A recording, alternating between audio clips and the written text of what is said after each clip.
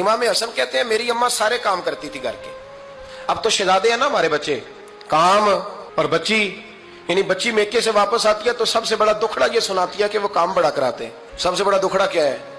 पता नहीं क्या कराते होंगे, हाल नहीं चलवा लेते कहीं, या कुछ चक्की नहीं पिसवा लेते, पता नहीं कौन सा ऐसा काम है।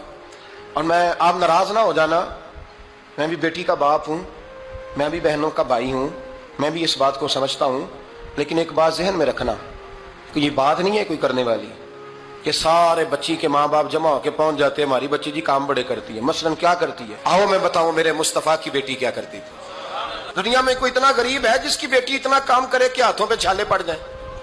है कोई इतना गरीब तो उठ के बताए कि मेरी बेटी ससुराल में इतना काम करती है कि छाले पड़ जाते? मैं दिखाता हूं, मेरे रसूल की शहजादी को छाले पड़ जाते।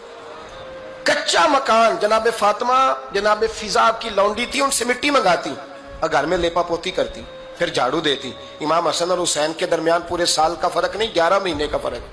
दोनों बच्चों को संभालती। जनाबे अली की वालदा हजरत फातिमा बिनते असद बूढ़ी थी, जनाबे फातिमा वो खोल के नौकरी करती कि हजरत फातिमा बोल पड़ती, हजरत फातिमा बिनते असद बोल पड़ती।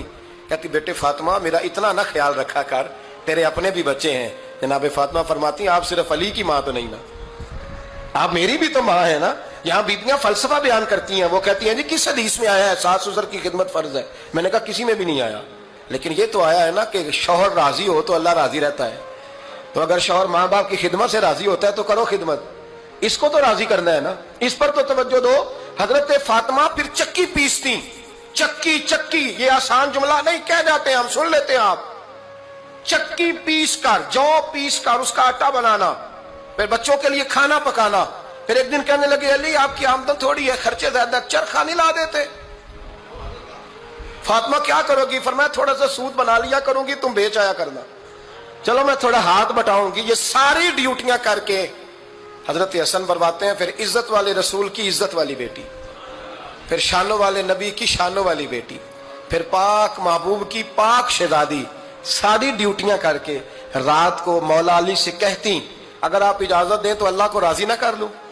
हजरत अली फरमाते फातिमा जैसे दिल करे। तो इमाम हसन कहते हैं फिर मेरी माँ मुसल्ला बिछा लेती और फिर सारी रात वो नमाज पढ़ती, सारी रात। और फरमाते हैं जब सवेरे हाथ उठाती तो पहली दुआ ये करती, ऐ अल्लाह मेरे रसूल की उम्मत पे रहम फरमा, ऐ अल्लाह मेरे रसूल की उम्मत पे रहम फरमा। तो कहते हैं जमाने बीत गए ये दुआ सुनते। तो एक दिन मैं करीब गया तो मैंने कहा अम्मी हुजूर कोई दुआ मेरे लिए भी कर दे, कोई हुसैन के लिए भी कर दें, कोई ज़ैनब के लिए भी कर दें। सारी दुआएं उम्मत मुस्तफ़ा उम्मत मुस्तफ़ा उम्मत मुस्तफ़ा। कितना बड़ा जुमला है।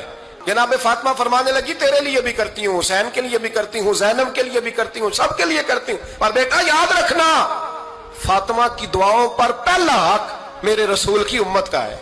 हजरत फातिमा फरमाने लगी मेरी दुआओं पर सबसे ज्यादा हक मेरे रसूल की उम्मत का है, तो मैं ये हक हमेशा अदा करती रहूंगी, मैं उन्हें दुआएं हमेशा देती रहूंगी।